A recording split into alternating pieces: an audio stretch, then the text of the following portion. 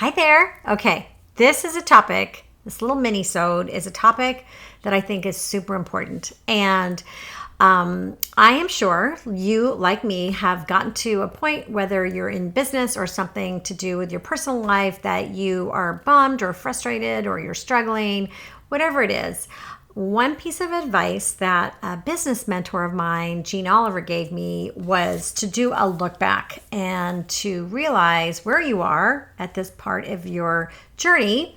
Look back and see where you were 3 months ago, a year ago, 5 years ago, and you'll be amazed at where you have come from.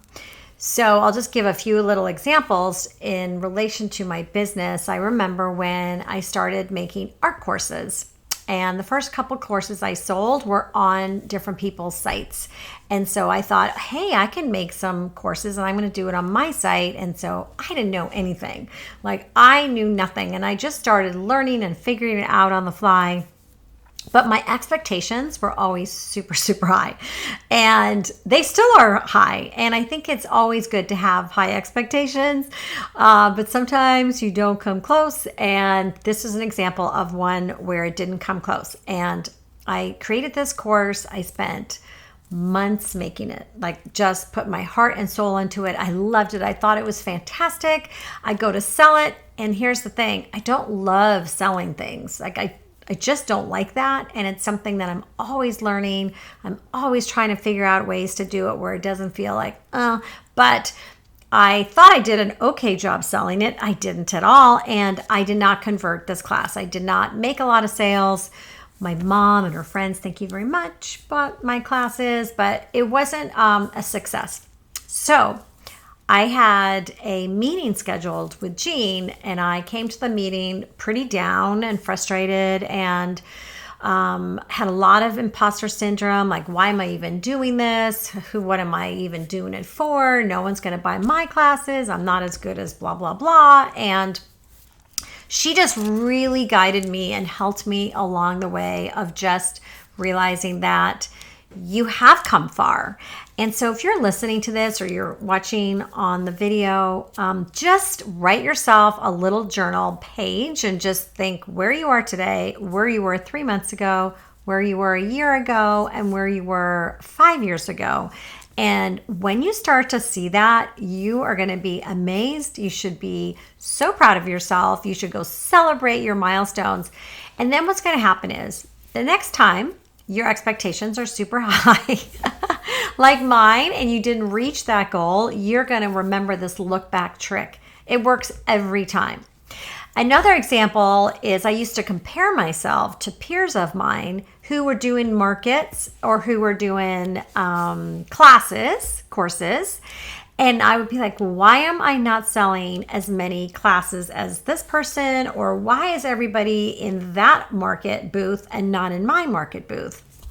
And so a few answers to those questions are, one, the person that I was comparing myself to had been doing it for years. And then in the markets, the people who were around me had been in markets for years, and they knew exactly how to, put their product in the right way and how to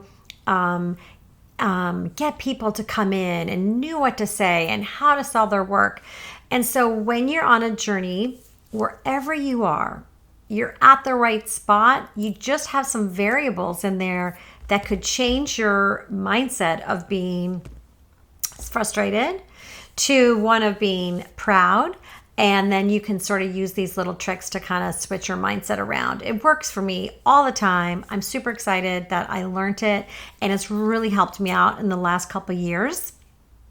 Pause.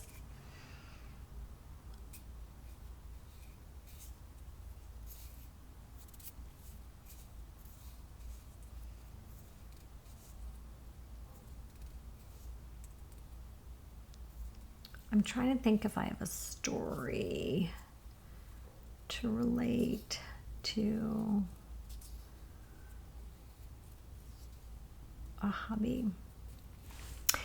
this is the same principle you can take if you are starting with a hobby. If you're learning how to draw and you've been, maybe taking a couple classes, or you're very new to a new medium you're practicing with, and you may just look around and not feel as good as the person next to you in class or online. That social media imposter syndrome is crazy. But just remember where you've come. Maybe you just started. Maybe it's your very first class. Maybe it's your very first time that you've tried oil painting. I just tried oils for the first time a few months ago, and I didn't know what I was doing. And you just have to kind of just keep practicing and remember where you were. And now, when I do my sketches, I can go on a trip and I can whip out my little sketchbook and I can sketch super fast in a minute, in 5 minutes, in 10 minutes, and feel really confident that I don't even use a pencil. I just go right with a pen. But if you're new and you haven't done it before, maybe you're like a little more uncomfortable with that, and you could start with a pencil, or maybe you need 10 minutes and when you want to do a quick sketch. It doesn't matter. Just remember where you've come from, and not to get down on yourself that you're not as good or you haven't met your numbers. Just keep trying. As long as you try, as long as you practice, and as long as you try to improve on what you did, you're always going to get better. And you're always going to reach your numbers. And the next time your numbers will be met. And the next time your sketch will go faster. Doesn't matter what it is. All right. So those are my little words of wisdom for you today. Thanks for listening. And I'll chat with you soon.